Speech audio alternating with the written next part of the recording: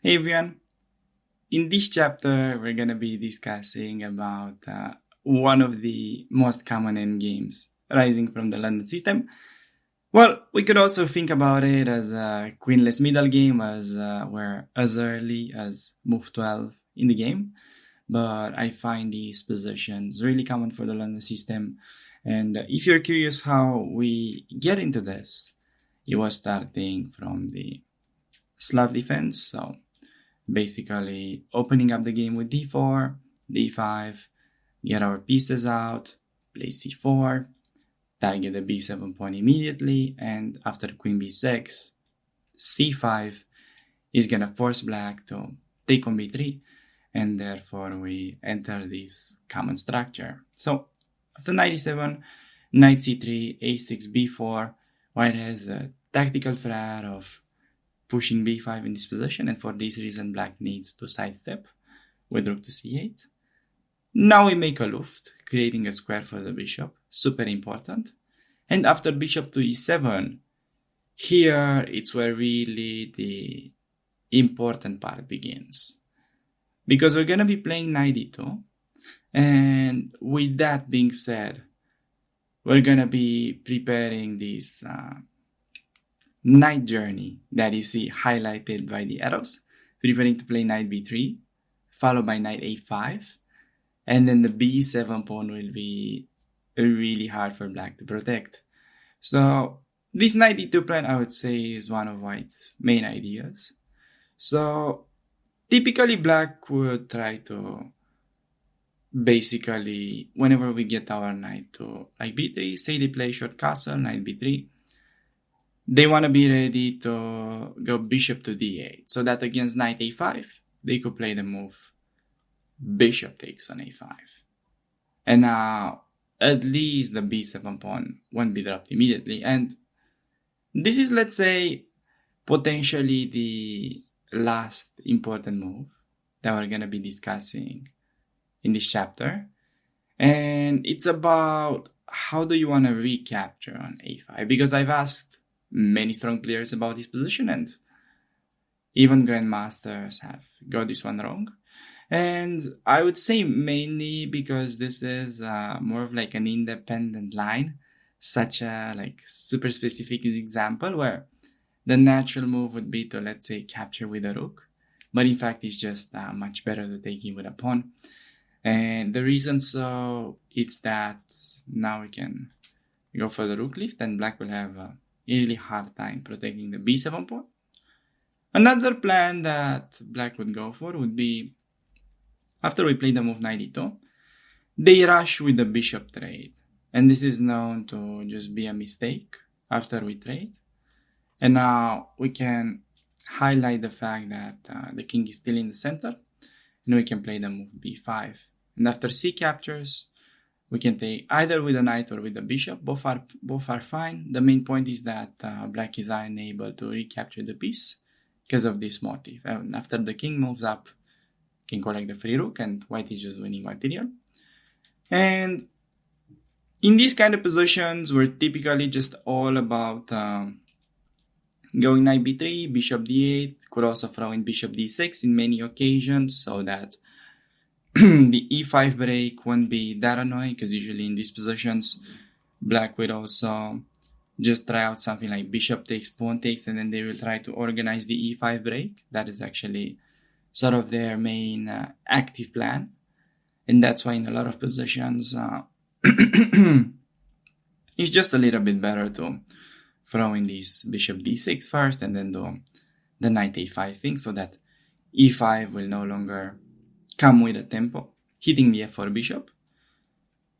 And another sort of typical idea that white could go for in these kind of lines is that in a lot of positions, you'll see this interesting move to play g4 and just sort of expand on the king side and use ideas such as f3, and then basically limiting all of black's pieces, trying to expand, keeping same plan, and king could be rather safe on both d2 and f2. King stays in the middle. And it basically really depends on how black plays this. Okay, this is not necessarily the move order that we wanted, because they have bishop c7 now. But say we get into a position that knight a5 happens, we get to take, and then this is like sort of a typical inclusion that we could do, and play f3, and just sort of fix their squares with these ideas in mind. This is sort of another typical idea. Of course, since we're so early on in the game, you really have to consider the move by move stuff as well. And this is where the theory chapter really comes into play. And if you want to get more details about how to play this structure, I highly advise you check out the Slav defense chapter. Thanks for watching and see you around in the course. Hey everybody, and welcome to this typical structure that we're going to be discussing, which is the Carlsbad structure, where we do get an active version with the bishop to d3, because you also will see the next Carlsbad structure where you have the bishop on e2 and black has the more active guy on f5. And with guy, I mean the other light squared bishop. And basically this position is already quite promising for us. And we have seen it in the model game between Iturrizaga, Bonelli, and Gomez. So you can definitely go ahead and check out that model game right after you finish watching this video. And let me just first introduce you to some quick but super powerful ideas that White has, and also I'll try to give you sort of a complete overview of what the potential plans for black could be. So starting off with the black pieces, it is the Carlsbad structure, meaning that they're always going to be pushing the minority attack, just trying to go b4, take on c3, create a bit of a weak pawn and try to attack it. While additionally, they could be using ideas such as bishop d8, bishop c7, or also rook to d8 followed by bishop d6, with the same goal of exchanging the dark squared bishop. Black has also another plan to play queen d7 and then bishop d6. That's a bit more problematic because we could constantly take and pick up the b7 pawn. So that always needs to be double checked by black. So those would be safer, either rook d8 or bishop d8. And honestly, they could also consider knight a5, knight c4. That is more so when they have a6, b5 already played, but this is still an idea that they could go for.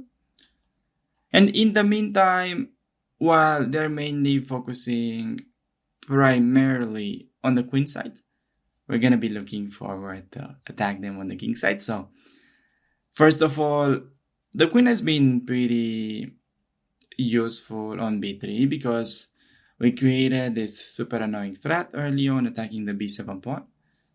But now the queen has kind of lost her purpose now on b3. And the queen will be much more effective if we can just bring it back into the game via d1. Also notice that when white used this rook a e1 move, that after playing queen d1, the rooks will be connected, which is sort of a nice detail. In the main theory chapter, you'll be able to notice that in a lot of positions, we're going to be using the f rook to e1, going for more like a positional approach, which is also completely fine. So basically, when white decides to go with rook a e1, we're going to be going sort of all in on the king side, and we're going to let black push. Because in the main theory chapter, you'll notice that when we play the positional plan with rook fe1, whenever they are going a6, trying to launch the minority attack, we always play a4.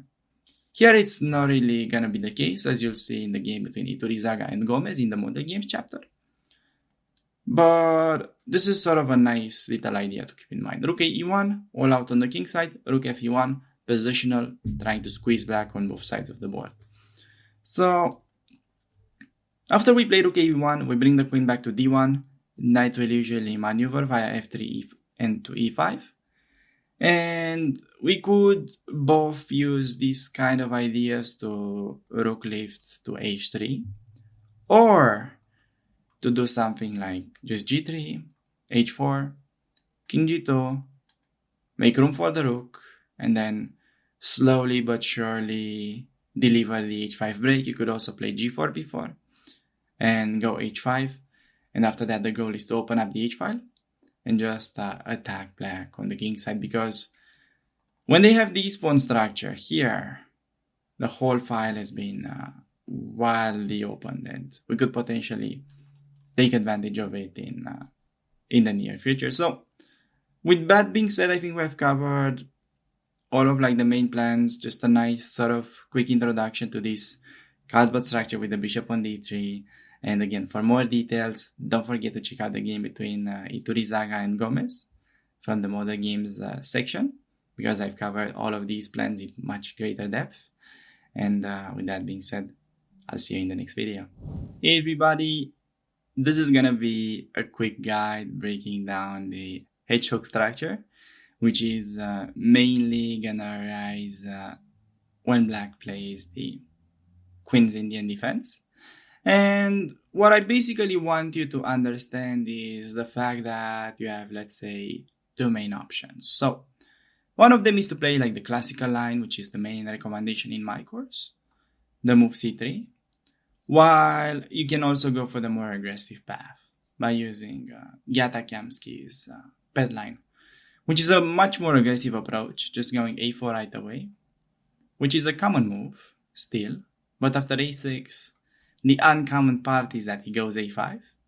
Black can't take the pawn because of knight c4, and white is just in a great spot with the knight coming over and the bishop being under attack. So they have to play b5. That's the main reason for having played a6 earlier. And now Gyata likes to play c4 quite a lot, with the idea that he's going for just a super aggressive pawn push on the queen side, and after dc, knight c4. Whereas pressure on the queen side with moves such as like queen a4, queen a3, and this is quite promising, to be honest. So this is the more aggressive plan. I definitely recommend it to the more advanced audience right there. But to be honest, I think it might be a little bit hard at the beginning to like, first of all, even memorize these things, because there are some subtle move orders right there. Plus, even if you're trying to memorize this in lower rated games, I don't really think they're playing Queen's India that much, to be honest. So they could still try to learn this, but would be pretty hard to implement during the game. So I would say that c3 is the easier approach and the more like universal plan.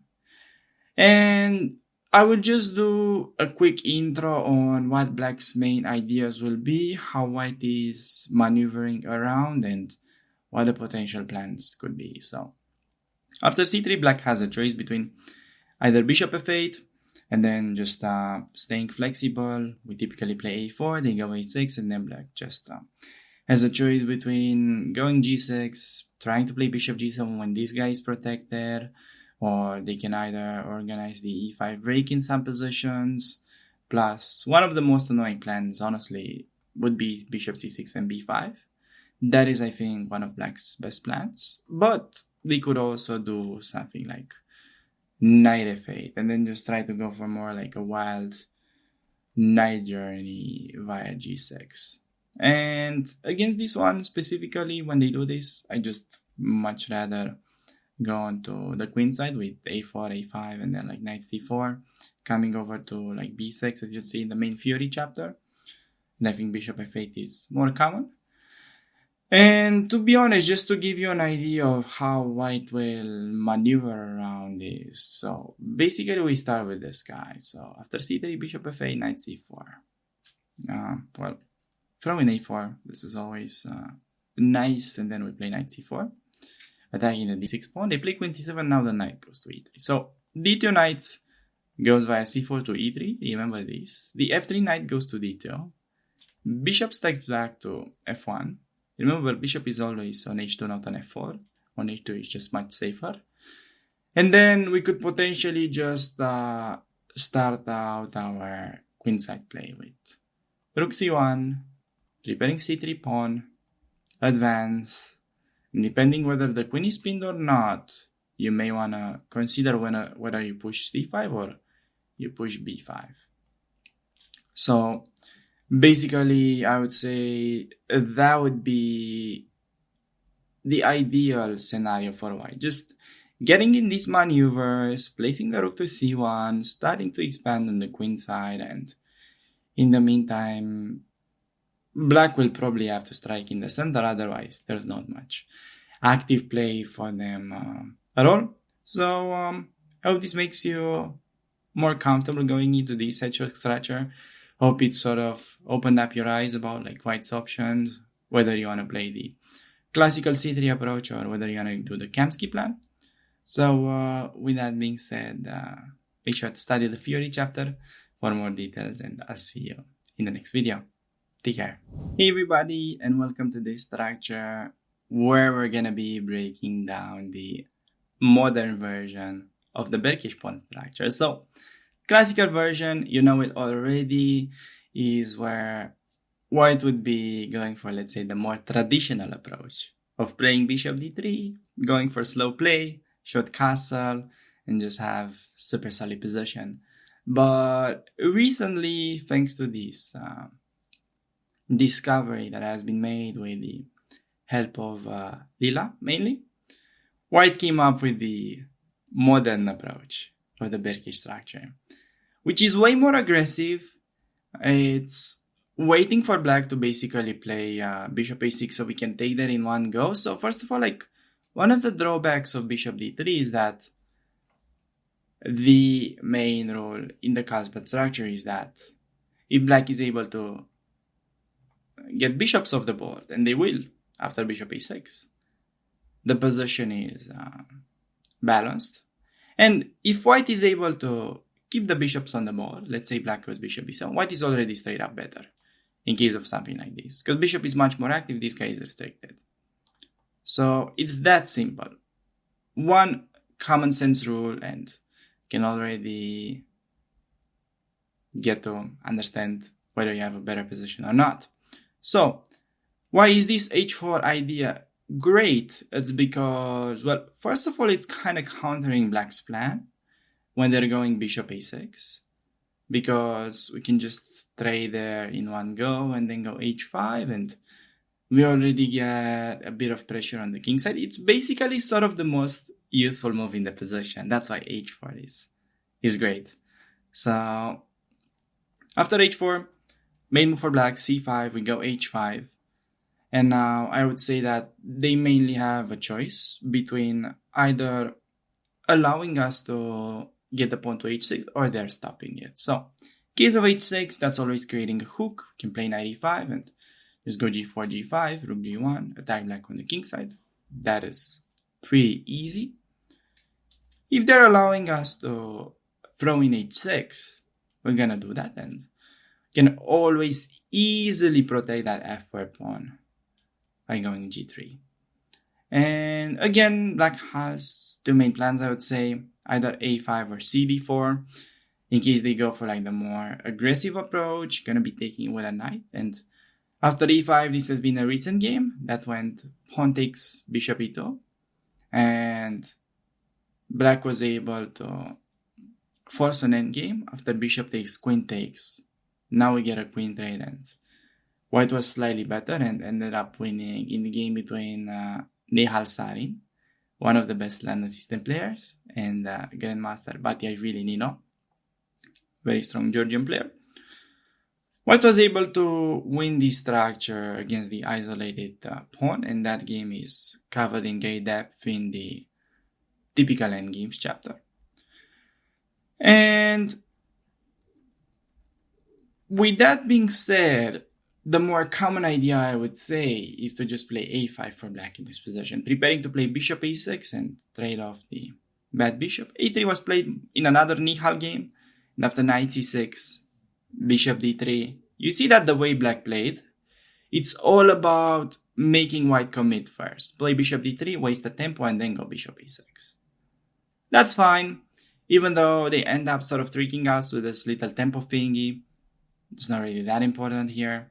You can go queen e2. You could also have taken. This is just what Nihal played. And after cd4, knight takes d4. This was a good move. Why? Well, because threatening to take and then queen d4 will be really annoying for black, creating a lot of checkmating threats. And after knight e7, king f1, this is another nice maneuver for white. You can play king g2, bring the other rook. The king is just super safely placed on g2, and it's important not to castle in these lines because of knight g4, and you could potentially drop that pawn. So keep your rook onto the h1 square, bring the king slowly but surely, and white is just better. And this has been featured in the model game between Nihal and Petrosian, a very recent game, I believe not older than a month before publishing this. So yeah, for more details, you can go ahead, check out that game. Make sure to check out the model end game as well between Nihal and Batiashvili, and I'll see you in the next chapter. Take care. Hey everyone! In this video, we're gonna be breaking down the double D pawn structure, which is mainly gonna be arising if you wanna play our repertoire from the copycat line. After we play bishop to d3, black ends up taking, and we take back with a c pawn. You could also be getting this kind of structure if they're playing the Slav. Here I recommend we play the move c4. That's more ambitious, but bishop d3 is another sort of playable move if you want to cut the theory a bit and just get into the double D pawn structure once again. So basically, if you're asking the engine about this specific position, it's all equal. We all know engine against engine is always going to lead to a draw. But here, what I want you to understand is, first of all, we take with a pawn and not with a queen, which is the choice and recommendation in many videos out there. Taking with a pawn is just way more beneficial in my opinion, if we are thinking about it as a long-term plan. Because we want to be going knight c3, short castle, we have very easy play with e4, ideas to expand, and in the following minutes of this video, I'm going to be showing you some sample lines that could really highlight White's main ideas in case black does something or if they stay passive. So after cd3, if they're going bishop d6, you'll see that queen b3 is very precise. This is what I recommend in the main theory chapter. And after b6, important move, because typical mistake black does here, they take on f4, allowing queen b7 intermezzo. For more detail, check out the theory chapter. So b6 is important. And now we go bishop takes on d6. And it's basically now for black a question of what we capture with. And this is important because you'll see that against b6, we take. But if they're playing queen c8, we no longer take, entering this structure. Because the difference is when b6 is played and we take, if they're recapturing with a pawn, the square root will be pretty weak, which you'll see it quite matters in the upcoming positions. So after pawn takes castles, I'll just give you some ideas of white ideal setup would look like. I'm going to be playing a number of waiting moves for black, so this does not really come from a practical game. This is just something that I played in order to show you like the main setup and how you would really make progress from these structures. So, deal of the knight to c3, bring the rook, go for the b4 push, take some space, and then after rook c7, a4. Now it's time to double up on the c file.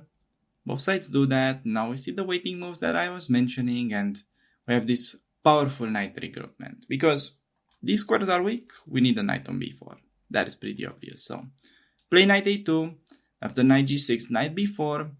You might not be much yet, but I'm pretty sure that your opponent will be pretty uncomfortable already once you're ready to place that knight onto the c6 square and just take advantage of the outpost.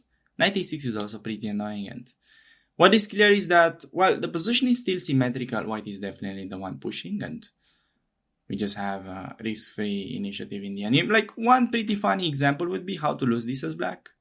Trade everything on the c file. Let's say they play knight f8. We play queen c6, offering queen trade. They take, we take with the knight. Boom, we already won the endgame. As simple as that. Not saying any of this is actually like forced, but trying to give you an idea of why this is really promising for white. So, okay, instead of these, that is basically when they take with the c pawn on d6. They could also be taking back with a queen, so just quickly going back onto the main position. And now in case they're taking with a queen, we're going to be going for knight c3, castle, rook c1, e4. We're going to be actually discussing about this structure in the e4 version.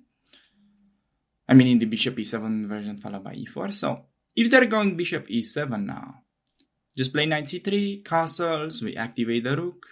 And now just trying to illustrate some passive play by black, so you see how white is supposed to actually expand. So after c6, we expand, we castle, we could have done it the other order as well, it's fine. And after knight a6, I noticed that the computer really likes this h4 idea.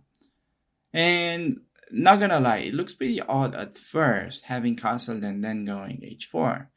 But because we have such good control over the center, this just works. And after rook c8, we can play g3. Rook is usually activating using the semi-open file. We go e5 and then king to g2.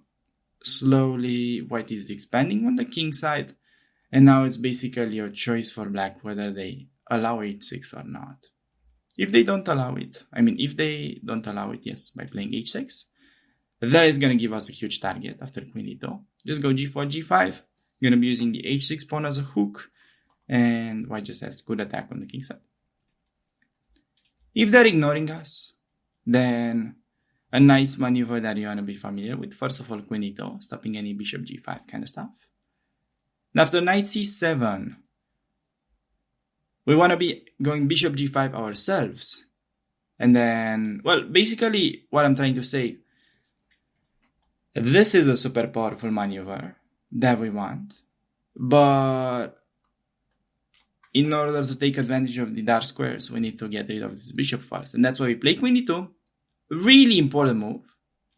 So that we can trade the enemy dark square bishop next. And after we end up trading, now it's time to go knight h2.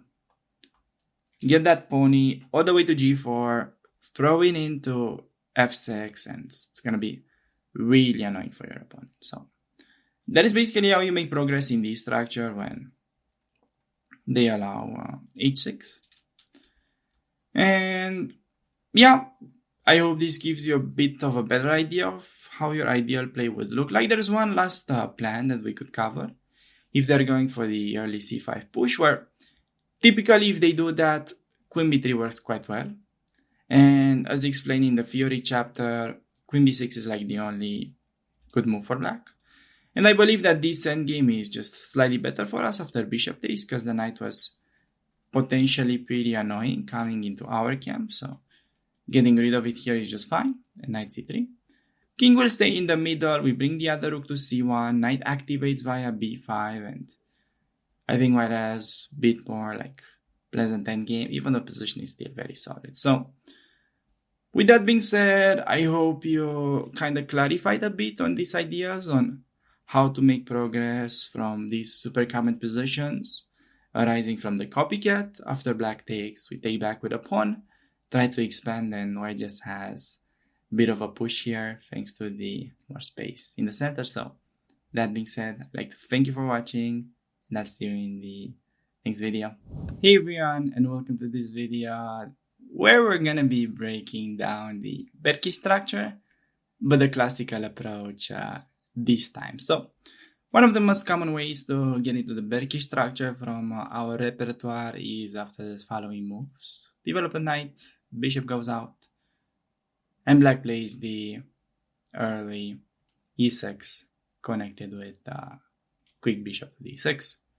So we develop out the knight to d2, and after bishop takes, pawn takes, we end up getting into the Berki structure.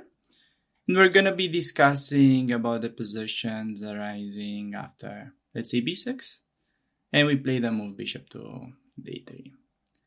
This is really the classical approach. h4 is the modern approach, which is better, because you just get to take more space on the king side with h5, and you're just overall giving way more chances of an attack. And you have to understand that we're covering both, because black has some tricky move orders where they can basically force us in playing the classical approach. And after b6, bishop to d3, this is basically like the most common position, and basically there's only one main rule that you wanna guide yourself with in the Berki structure. So if the bishops are on the board, white is better. That would be a scenario after, let's say, castles and black goes bishop b7. Here we're simply better, and we typically develop like this with g3, queen goes to e2, like all the time in the Berkey structure, bring the rooks towards the center, activate the knight, and you can just go for kingside push, h4, h5, continue with g4 as well, and we just get to attack the enemy king because we have super powerful bishop, and the enemy bishop is just really passive on b7. So in order to achieve equality in this structure, black really needs to trade off the bishops by doing something like bishop a6. And when this happens, we're going to be getting a balanced position. We will typically develop like this, knight e5. Bring the knight to f3. Centralize the rook. And after cd4, knight c6, queen takes, knight d4, queen c7 and g3. We have a really balanced position. Black has no weaknesses. Neither we have. And these scenarios are always going to be referred to as super dull, equal, black is very safe. While in reality, I think if you know how to play these positions properly, white can definitely get a bit of pressure as shown in the very instructive model endgame between Boris Grachev and Maxim Matlakov, which was played in 2021, and it's covered in great depth in the typical endgames chapter. So with that being said, hope you have a bit of a better idea of what's the matter with the classical structure, and I'll see you in the next video. Take care. Hey everybody, and welcome to this video in which we'll be discussing about what I like to refer to as the reversed Stonewall structure, which is great. Long story short, whenever you can get this in the London system, it's just like a dream scenario for us. And we're going to be taking, let's say, like typical opening position arising from the c5 main lines. And just to give you a bit of a better idea how you get here, we start off by opening up the game with queen's pawn. Black goes d5, get the bishop out, they play c5 main line, we play important knight bd2 move, and after e6 c3, bishop d6. When the enemy pawn is on c5 and they play bishop d6, bishop d3 is always good. And after castle bishop to d3, black goes for these plans with rook e8, where they're basically trying to achieve the e5 push. If they can do that, they completely equalize on the spot. We should never allow that, and we do that by going knight e5. And in this position, a lot of the black players will go queen c7. Bishop takes on e5 is also playable, which is discussed in the Kovacevic against Pap Misha model game that I highly advise you to check out. But also some players don't take, and they play queen c7, which allows us to play f4. And at this point, we can really say that we have entered the reversed Stonewall structure. I like to call it like that because we have these c3, d4, e3, and f4 pawns. And our knight on e5 is super juicy. So let's just say black plays the move b6, trying to continue developing it. Let's discuss a bit about this position. And theoretically speaking, this is great for white and referred to as super easy to play. But I've noticed that a lot of my students and a lot of London system beginners in general are struggling to squeeze the best value out of this pawn structure, which is like really a pity because you should have a massive win rate after you get in this position. And by the way, you're going to be getting into this really a lot against this d4, d5 lines. You can play knight e5 and support it with f4 on a regular basis. That's one of the main themes of the whole opening. So after b6, I'll just show you what mistakes my students did, and also something that I've noticed myself that people do wrong in general. And then I'll explain the positions and how you should be playing this properly. So, first of all, maybe the most common one, they place the queen on c2. They just do that and then they magically hope to get some attack on the king side. And queen is really misplaced in these lines on c2 its potential is diminishing a lot behind the bishop, and you'd much rather prefer your queen even on d1 because it can just go all the way back to the king side. So queen c2, not the way to go. Never put your queen on c2. Very rarely it can be a good move, honestly. It can be sometimes, of course. Like, chess is a very sort of move by move game. You have to really figure out stuff, whether it works or not in the specific positions. It's not like math. You can't apply all of these rules as I say them, but most of the times they will give you a better idea and will get you pretty close to the truth. So, don't play queen c2. Another very common mistake, just super often I see this. They play knight df3. With the idea, I guess, to take on c6 and get the other knight to e5, but main issue with this move is that just totally abandons the e4 square, and black would go knight e4, play f6, and you have to realize, okay, after black plays f6 and they get rid of our e5 knight, if we don't have the e5 knight, we have no advantage whatsoever, and the position is just equal, let's say. So knight on d2 is actually great because it's controlling the critical e4 square. So you don't really want to be touching that knight unless you know for sure they can't play knight e4. So, okay. Now that we know what are the common mistakes, let's try to focus on our setup a little bit and spot that, well, our bishop on g3 is actually pretty passive because it is just being restricted by our own pawn on f4. Sure, it's not like a bad bishop because we have great control in the center, but it can definitely be improved. And all the time in these structures, you have play knight e5, first part of the plan, you have supported it with f4, then the next step is we need to activate the dark square bishop, and we do it with bishop h4. Could either castle first, just got into like a different position, gosh. So after f4, b6, can either start with it right away, or you could castle first and then do bishop h4. It doesn't really change anything. We're going to be castling short anyways, so. Say you start with bishop h4. You already are activating that bishop and creating a lot of threats against the enemy king. And now, like, let's say we'll play bishop e7, protecting the knight.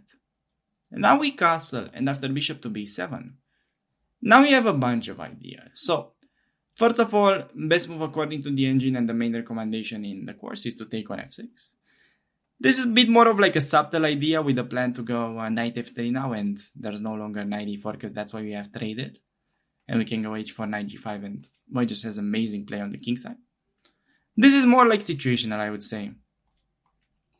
Something that you really want to keep in mind is that what a lot of people miss out on doing is they just either go g4 directly, another like sort of typical mistake, and they do g5 and they don't have enough pieces on the king side. While this is still fine, much better bring your rook first. And then once you got a rook, this is big threat already, so if they play b5, you can just win the pawn and then the game, most likely. And if they like defend anyhow, can just go for the g4, g5 break now, and it's much more effective because you've got an extra attacker, which is the h3 rook. So that is just great. And remember these ideas. First of all, put the knight on e5. Step 2, support it with f4. Step 3, activate the dark squared bishop. Step 4, rook lifts. Get your rook to h3. And final part of the plan, time to push with g4. So, just by doing these little things, you're going to be getting an amazing initiative in most of your London system games. And there's one last little detail that I want to mention is that queen f3 is also viable with queen h3 and then knight df3. It's also kind of good, pretty promising as well, but I just much rather prefer the rook f3 plan. I think it works best. So, with that being said, I hope you get a better understanding of what is going on in this reverse stonework structure and how you should be properly treating this problem of the e4 square, how to maneuver your pieces and effectively start the kingside play. So thanks for watching, and I'll see you in the next video. Hey everybody!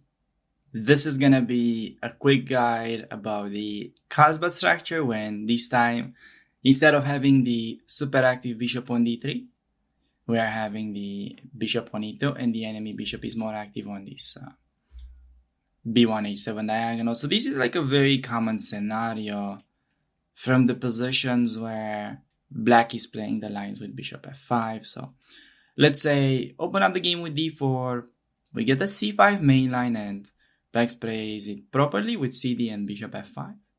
Go c3, e6, queen b3, and notice that, well, in the theory chapter, we'll have knight h4, winning the bishop pair, and that's good. But you'll have a lot of situations where, let's say, in this position, if after queen b3, they're playing bishop d6, we're just gonna be going for like the simple one and not grab the pawn, but play bishop e2, and we get into a similar structure. So you'll have a lot of times in the London system when you just find yourself in a situation where you have the structure that we've seen in the first diagram.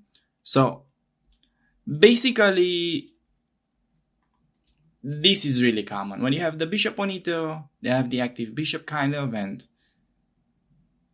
it's not super intuitive how to play these positions because, well, we don't have like the typical kingside play like we've had in the game between Iturrizaga and Gomez in the model games chapter, and which was mentioned in the Carlsbad with bishop d3. But this time it's more gonna be about positional play. So plans for black again would be to go for the minority attack, even though they can't really play the minority attack as we have very good control over the queen side. And they're typically gonna do either rook d8, bishop d6, like Shirov against Kamsky, or they're gonna do bishop d8, c7, same idea, trading the dark squared bishop. And as white, we're looking forward to expand with a5, even better if they play a6, we then get to fix them. And then go queen a4, go b4, push the queenside pawns, bishop will be even better placed on f1, just a bit safer and opening up the rook. And then the knight maneuvers to b3 and then to c5. Reaching that square, if bishop takes, typically we take with a b pawn, opening up the b file and putting pressure on the b7 pawn, like in the model game played by Axel Bachmann, which can also be found in the model games chapter, his game against Hong from 2017. So yeah, that is just a quick intro about the Carlsbad when they have the when we have the bishop on e2 and it's not that active as it usually is. So hope this gives you a bit of a better idea, changes your perspective, and you see that even though it's Carlsbad structure, we don't always have to go for the attack against the king, but could also play it positionally on the queen side. So thanks for watching and see you in the next video. Take care. Hey everybody! This chapter will be dedicated to a more aggressive version of the Carlsbad structure. And I like to name it that way still because, well, it's not quite yet a Carlsbad structure, what you see on the board. Academically speaking, it's a Carlsbad structure after CD, ED, but I just decided to call it that way because most of the times black will end up doing this, or it can happen all the time. So I think it's a pretty accurate name in the first place. But more important, it's what you need to know. It's how to play the position, not like the name of it. That's less relevant. So first of all, just to give you an idea of how do we get into these positions from our repertoire, just get from the c5 main lines. It's going to happen quite a lot after, let's say, bishop g4 or also bishop f5 lines as well. Play queen b3 and then we just start chasing the enemy bishop away with g4, cashing the bishop, protect the g4 pawn with bishop e2. And okay, what is black trying to do? How are we going to counter that, or how do we put pressure on black's position? So first of all, black has many plans. If they castle short, we're pretty happy because we can always attack them. But they could also play, let's say, like king f8, king g8. That's not very common, to be honest, but it's a thing. But they could also play queen d7 To be honest, one of black's most common moves would be queen d7 followed by cd, and then bishop d6. So, just kicking things off, I just want to show you a quick reaction that white has against this queen d7 lines. So, first of all, when this happens, we could already castle long. Remember, this is not a thing if, let's say, black goes a6.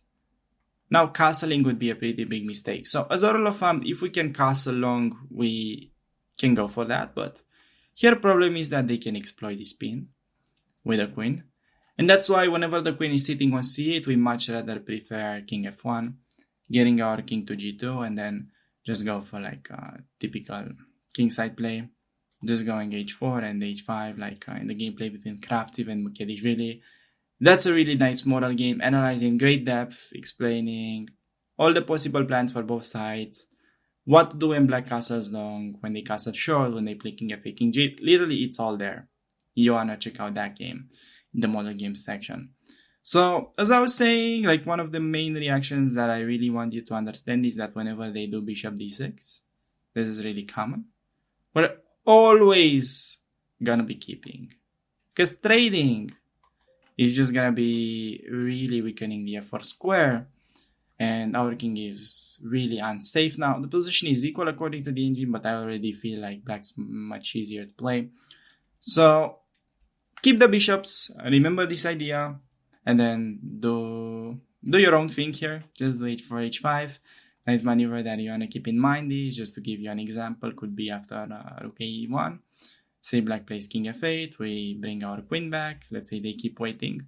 And now a nice way to improve the knight is via b3, and then try to get it like all the way to e5, something like that. This could be a pretty fun maneuver for white.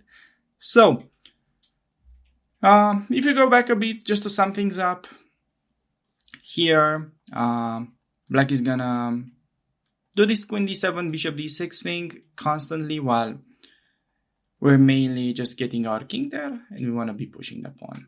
And like a pretty cute idea that you want to remember is when they go short castle, sorry, I keep mouse slipping, just to give you an idea of what white's plan could look like on the king side. And a pretty nice trick to be familiar with is whenever we play h5 and they take, you want to remember this idea to go g5 and not recap. And after they go back, we get to take with a rook, bring the other one with mating attack against the enemy king. So, with that being said, I think those are like the main ideas that you want to keep in mind while going for this h3, g4 castle structure, and hope you get to use it with success in your games. And of course, for more details, check out the model game between Kraftiv and Mukhedishvili, and I'll see you there. Take care. Hey everybody, and welcome to this structure, which will be dedicated to the Chigorin defense. And this is really important, especially for the low-rated players out there. So everyone who's below 1500, just be all ears here, because after knight c6, bishop f4, you're gonna be getting into these positions quite a lot, and you wanna understand how to make progress from these structures rising after c4. So against bishop f5, and basically there's like two ideas here in this line, just to give you a quick summary of the opening. If they're playing knight f6, we go e3, and when they play with the bishop outside the pawn chain, there is bishop b5 plan. Bishop inside the pawn chain, there is just we play the normal London with c3 and bishop d3. So when they don't commit with knight f6 and they play bishop f5, or anything else really, like f6 or bishop g4, it's gonna be about pushing c4. So you're really gonna be getting into this position quite a ton, and you wanna know how to deliver the initiative. So after c4, I would say two main ways that the structure can transform it. If they go dc4, for instance, and then knight c3, we're gonna be regaining our pawn. By the way, we have a small threat of going e4 and then regaining this guy, so they play knight f6. Go e3, recapture the pawn, and after castles rook c1, a6. Now, a nice move to play is just a3, making a square for the bishop on a2. And because we have extra space in the center with this d4 pawn, we can just go queen e2, rook fd1, and keep expanding with e4. While we can also go b4 and have a bit of pressure on the queen side as well. And white is just slightly better. And if they're playing with, let's say, e6, this is more like Ragozin territory. You can play knight c3, e3, bishop e7, let's say. a3 is always kind of a nice waiting move. In these structures, rook c1. a3 is not like mandatory there by any means. This is just a game played by Luc Van Villiers, I believe. And after rook c1, a6. cd is nice. So remember that we're sort of delaying development of this bishop. Don't really want to make it too much of a theory discussion, but we're playing rook c1, still giving them the chance to take so we can take back in one go. Keep that idea in mind. And after a6, now it's time to take because there are no other waiting moves for us. And after ed, bishop d3, trading off their active bishop. And now we basically get into a really thematic and simple structure to play. We can castle, go knight a4, knight c5, put pressure on the queen side. Could also go b4. Another idea that computer finds in this position is knight e5, followed by bishop g3 and then f4, which could be pretty annoying. So white is definitely slightly pushing without any risk, and that is just a nice sort of quick guide on how to deal with the Chigonin structure. So thanks for watching, and I'll see you in the next video. Take care. Hey everyone! In this video, we're gonna be discussing a little bit about the King's Indian defense, and specifically how to deal with their main pawn break, which is pushing with e5. So after the starting moves, d4, knight f6, bishop f4, we get our line with c3. Important, do not rush with e3 in these positions because you want to be pushing it in the center with e4. And now we're basically dealing with the e5 plan. Keep in mind, black has two main ways to break. They could also break with c5 in this position, which will be the topic of a defense structure. So after knight d7, black is mainly organizing the e5 push, and that's why they do the rook e8 move. So first of all, I'll give you an opening detail, and then we'll talk a bit about the plan. So whenever black is ready to deliver this e5 break, as a rule of thumb, we want to be ready to answer it with d takes on e5, followed by bishop e3. So in order to do that successfully, we need to really make sure that after we take, they take back bishop e3. There's not any knight g4 chasing our bishop. So from that point of view, we need to play the move h3. So that on e5 can do exactly that. And to give you a better understanding of what are like the main plans for both sides, well, it really depends to what black does. Our play as white is counterintuitive. Counterintuitive? No, it's not counterintuitive. It's actually very simple. So sorry for that interesting choice of words there. So just gonna be castling, queen c2, keep expanding with a4, a5, even go b4, and then potentially activate with either knight b3 or knight c4. And white just has a bit of pressure on the queen side. And what you want to keep in mind is that we want to answer something like, let's say, queen e7 castles, and when they go knight h5, one of our main ways to regroup here is by playing rook e1. Whenever they play knight f4, keep your bishop, play around the knight. Taking won't be that effective. It's typically leading to equal positions. Taking is good only when we have pawn on d4 and black has pawn on d6, because this guy is more restricted. So when they do knight f4, remember, we just want to be playing around it and just continue in the typical fashion, push the pawns, knight c4. And in the meantime, our play is pretty simple. It's black that has more like ideas to go for. So they could either go b6, bishop b7. They could play queen e7, knight c5. They could do, this like knight h5, knight f4 things that we've seen.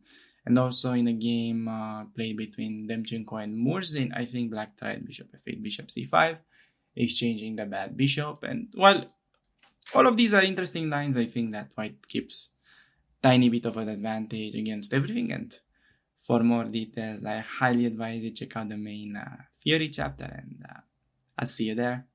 Thanks for watching and take care. Hey everybody, and welcome to this video in which we're gonna be discussing a little bit about the King's Indian defense and more specifically when they decide to go for the c5 break. So after the starting moves, we get a bishop out, and important that you don't rush with e3 and you keep ideas to break in the center with e4. Ignore the move order. This is not like the precise one. It's better to just play c3 and then knight bd2 and e4. But this is not really a video dedicated about the opening, but it's about how to deal when they actually break with c5. So first of all, we're talking specifically about this position when they can recapture only with the pawn. So when dc is forced, we just go dc5 all the time. What I want you to keep in mind is that, let's say if black was going knight d7 and after bishop e2, they're playing the move c5. Here we're no longer grabbing because they can take with a knight. So against this, we would simply ignore it and keep the tension. So keep this idea in mind. When they do c5, like this, we're always going to be taking when they're forced to take back with a pawn. If they can take with a piece, typically it's not worth it taking. So hope we made clear on that one for a bit. And after dc, I like to start with h3, stopping any bg4 ideas. And after knight 6 queen c2, white has a very simple plan. Gonna be playing bishop e2, castling, knight c4, rook a d1, rook f e1, and then just try to push e5 in the center. And black again has a variety of plans, but their main issue is that the queen is lacking a good square, as the bishop is covering the main c7 one. So they can go either b6, bishop b7, play for the fianchetto on the queen side, or they can try more aggressive knight h5, e5.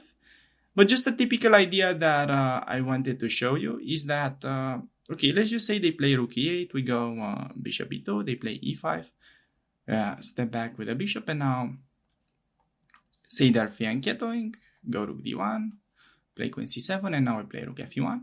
So here sort of the same theme applies. Like if they're going knight h5, you can just sort of try to play against that. When it's reaching the f4 square, you can just sidestep and play around their knight. That is going to be a typical idea throughout the repertoire. And then we can just get to maneuver and try to take control of that b5 outpost, and white is just having slightly better position. So yeah, with that being said, you really want to remember the setup of how white plays. No matter like what black does, let's just say he goes for b6 in this position. Well, instead of rook a, let's say they play b6, go bishop e2, you castle, and then okay, let's say they play like queen here, play rook d1, and now let's say they hide on like c8. You just want to do something like this, and bishop h2, knight c4, push e5. Just set up your pieces like this, and white has pressure in the center. Idea eventually later on will be to break with e6. So white just has very simple play, and the position kind of plays itself. So also typical idea when they try to do the bishop trade, we can avoid it with knight c4. Another sort of interesting detail to keep in mind. And with that being said, highly advise you check out the theory chapter, and I'll see you there. Thanks for watching and take care.